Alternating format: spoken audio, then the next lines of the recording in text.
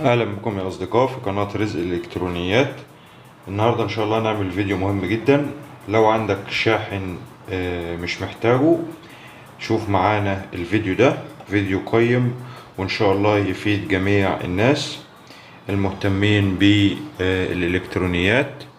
طيب هنحتاج ايه في الفكرة دي؟ هنحتاج شاحن بالوصلة بتاعته، وهنحتاج 2 كروكودايل او 2 تمساح بالشكل ده، وهنحتاج بزر او صفارة، وهنحتاج ليد احمر، وهنحتاج مقاومة 1 كيلو.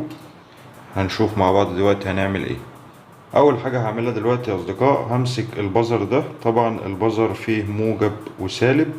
هاجي في الطرف الموجب مكتوب عليه موجب اهو، هاجي في الطرف الموجب ده وهاجي لاحم فيه المقاومة اللي هي 1 كيلو دي، هلحمها في الطرف الموجب ونشوف مع بعض.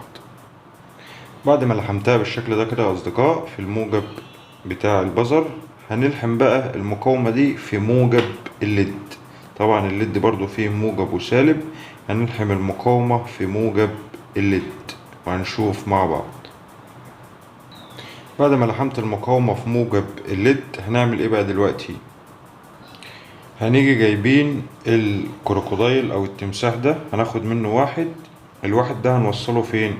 هنوصله في موجب البزر اهو، ده موجب البزر اهو قبل المقاومة اللي رايحة لموجب الليد. هنوصل احنا الكروكودايل هنا في موجب البزر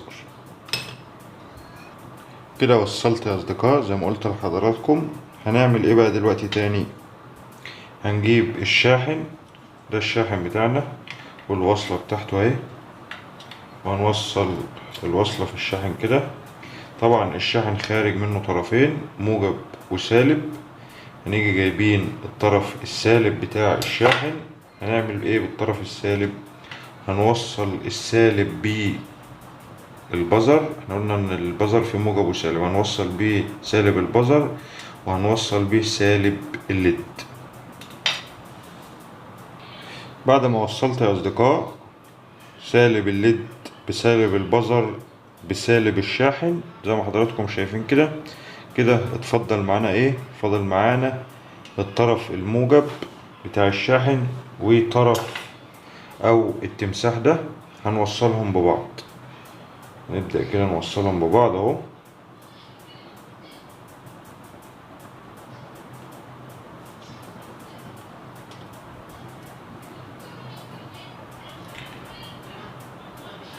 وهنبدأ نعزله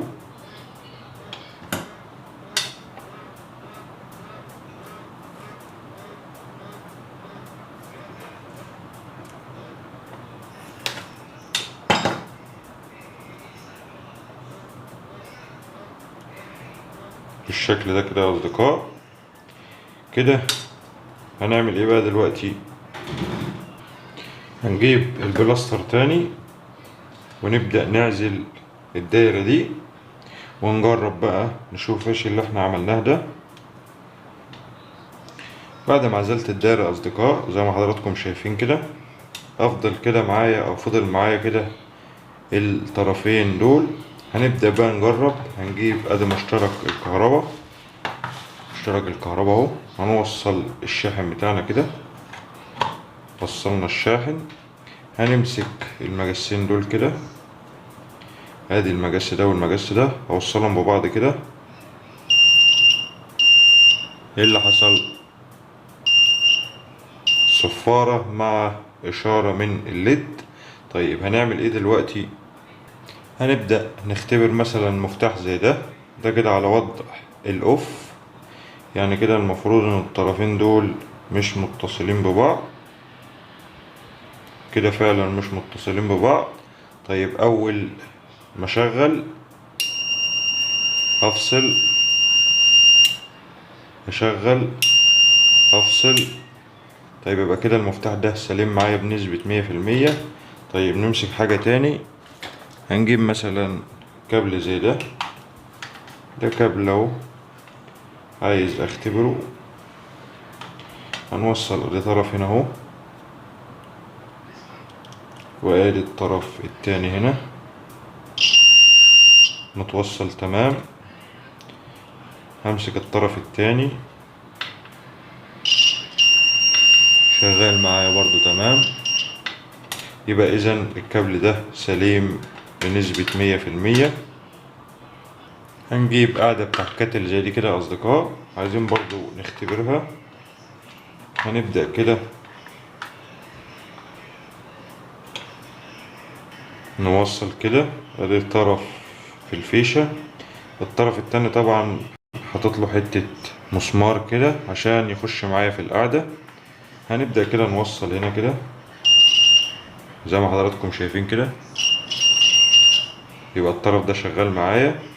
هبدأ اوصل على الطرف التاني كده، اوصل برضو شغال معايا. يبقى اذا القاعدة دي سليمة بنسبة 100%. هنمسك مثلا دايود زي ده تمام. هنبدأ كده نوصل، ادي طرف اهو وادي الطرف التاني اهو. ما ادانيش اي صفارة ولا اي حاجة. طيب هنبدل الاطراف كده، هنوصل ده هنا ونوصل ده هنا. عمل معايا ايه؟ ادى صفارة. طب ادى صفارة ليه؟ لان هو الديود بيمرر التيار في اتجاه واحد، فخد طبعا التيار او الجهد بتاع الشاحن مرره الناحية التانية، فخلى الاقطاب تتلامس ده مع ده فده صفارة. لكن لما كنا عكسينه الاول ما كانش بيمرر التيار من هنا، فطبعا ما اداش معايا صفارة. فكده الديود ده سليم بنسبة 100%. لو كان ادى من ناحيتين صفارة يبقى كده بيمرر الاتجاه في الناحيتين، يبقى كده شورت ويبقى بايظ. لكن هو كده سليم بنسبة 100%. ونقدر طبعا نختبر بيها اشياء كتير جدا. طبعا دي بعض الحاجات اللي احنا اختبرناها. ارجو اكون قدمت معلومة بسيطة. لو استفدت من الفيديو يا ريت تدعمنا باللايك والاشتراك في القناة وتفعيل الجرس عشان يوصلكم اشعار بكل جديد وبكل فيديوهاتنا الحصرية. شكرا ليكم واشوفكم في فيديو جديد.